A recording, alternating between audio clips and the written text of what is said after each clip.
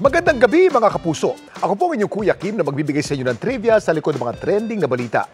Ang mga aso, man's best friend.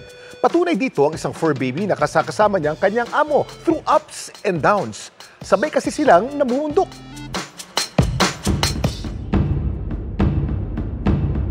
Matayog ang pangarap ng mountaineer na si Henry.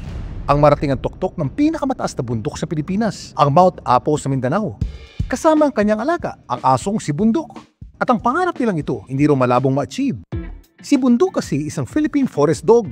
Ang mga Philippine Forest Dog na binansagan ding aso ng gubat o witch dog, kilala sa kanilang pambihirang lakas at liksi. Kahit mainit po yung panahon, matibay po sila. Pagkasama ko siya sa pamumundok, wala din akong alinlangan na baka alagaan ko siya. Kasi po si Bundok po napaka-behave po during trail, saka masunurin. Kahit first time niya sa isang lugar, alam na po niya agad yung daanan para po siya nagiging isang tour guide. At nagsi-step by step na raw sila para sila sumakses. Sa ngayon kasi, ilang bundok na raw ang napagtagumpay ang akyatin ni Bundok. Si Bundok po, nakaakyat na po siya ng 14 mountain sa iba't ibang lugar dito sa Pilipinas. Minor and major na rin po, may mga dagat na rin po siyang napuntahan. Ano naman kaya ang paghahanda ni na Henry at Bundok para sa kanilang Mount Apo adventure? Ang paghahanda po namin ni Bundok sa Mount Apo ay yung pag-aakyat namin ngayon na mga major mountain dito sa Luzon. Para po pagdating po doon, handa po yung katawan namin, di basta-basta ang Mount Apo. Pero alam niyo ba ng Philippine Forest Dog na higit sa kanilang liksi at lakas, napaka-special ng mga aso ng gubat dahil sa napakalalim itong ugnayan sa ating kasaysayan.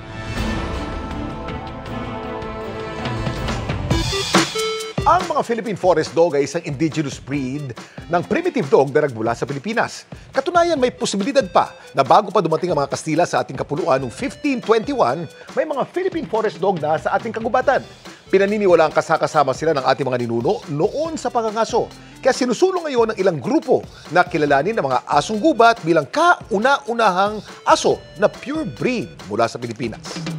Samantala, para malaman ang trivia sa likod ng viral balita, i-post o i-comment lang, #Kuya Kim. Ano na? Laging tandaan, importante ang may alam. Ako po si Kuya Kim at sagot ko kayo 24 oras.